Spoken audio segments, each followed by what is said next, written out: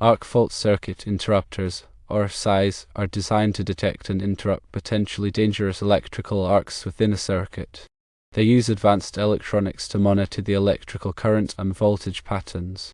When an AFCI detects a specific type of arc that indicates an arcing fault, it trips the circuit breaker to cut off power. Ground fault circuit interrupters, or GFCIs, are designed to protect people from electrical shocks by detecting and interrupting ground faults within a circuit. GFCIs compare the current flowing in a hot wire to the current flowing in the neutral wire. If there is a difference, it indicates that current is leaking to ground, and the GFCI trips the circuit breaker to cut off power. The key difference between AFCIs and GFCIs lies in what they detect and protect against. AFCIs detect electrical arcs, while GFCIs detect ground faults. Therefore, AFCIs protect against electrical fires, while GFCIs protect against electrical shocks.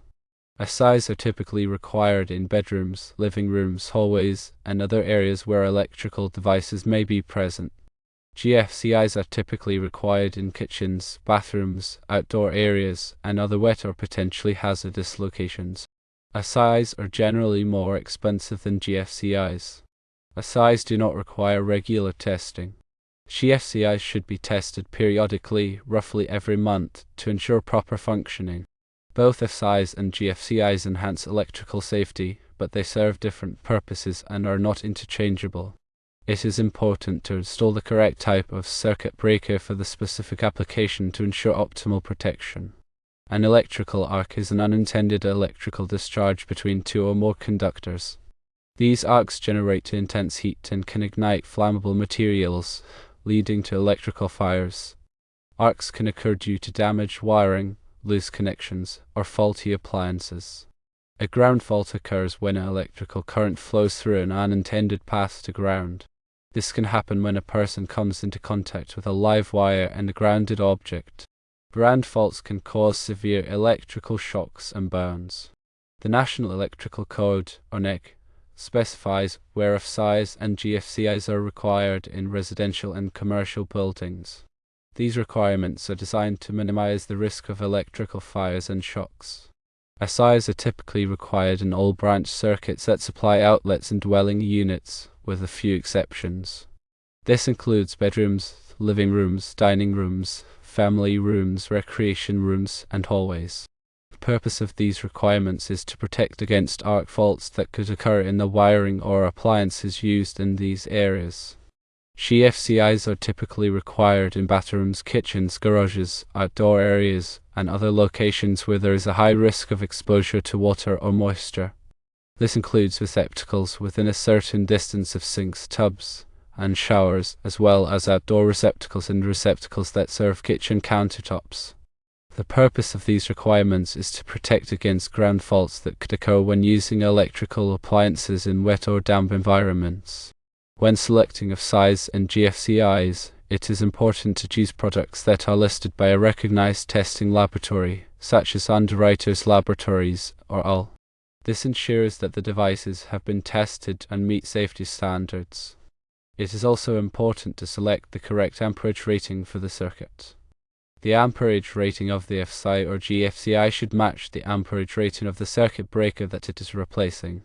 Installing AFCIs and GFCIs is a relatively simple process, but it is important to follow the manufacturer's instructions carefully. If you are not comfortable working with electricity, it is best to hire a qualified electrician to install the devices. To test a GFCI, you can use the test button on the device. When you press the test button, the GFCI should trip and cut off power to the circuit. To reset the GFCI, you can press the reset button. It is important to test GFCIs regularly to ensure that they are functioning properly. AFCIs do not have a test button, so they cannot be tested in the same way as GFCIs. However, you can check the AFCI's indicator light to see if it is functioning properly. If the indicator light is not lit, it may indicate that the AFCI has tripped or that there is a problem with the device. If you are having problems with an AFCI or GFCI, it is important to consult with a qualified electrician. They can diagnose the problem and recommend the appropriate solution. In addition to AFCIs and GFCIs, There are other types of circuit breakers that can help to protect against electrical hazards. These include surge protectors and overcurrent protection devices. Surge protectors protect against voltage spikes that can damage electronic equipment. Overcurrent protection devices protect against excessive current flow that can cause overheating and fires. By using a combination of different types of circuit breakers, you can create a comprehensive electrical safety system for your home or business. Remember that electrical safety is a serious matter, and it is important to take precautions to protect yourself and your family from electrical hazards.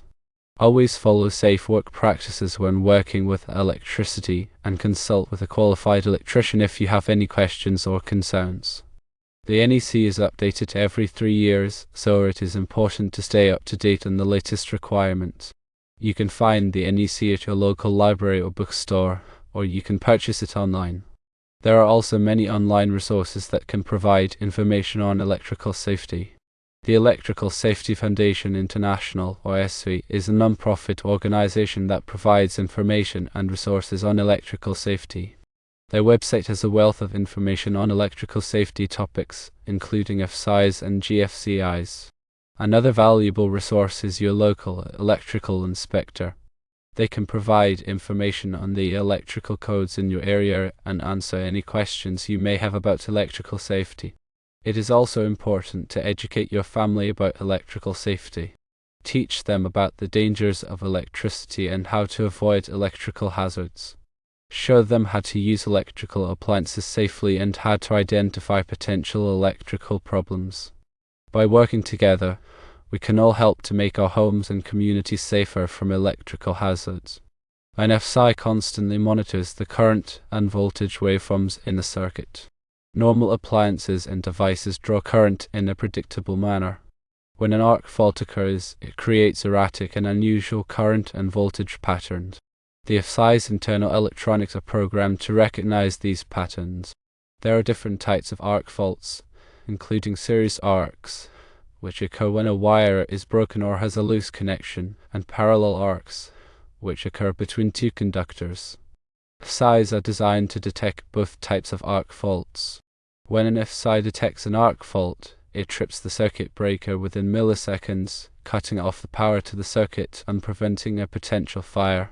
GFCIs operate on a different principle. They measure the difference in current between the hot and neutral wires.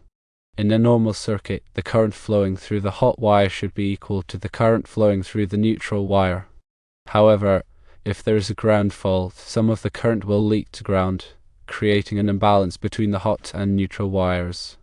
GFCIs are extremely sensitive and can detect even small imbalances in current.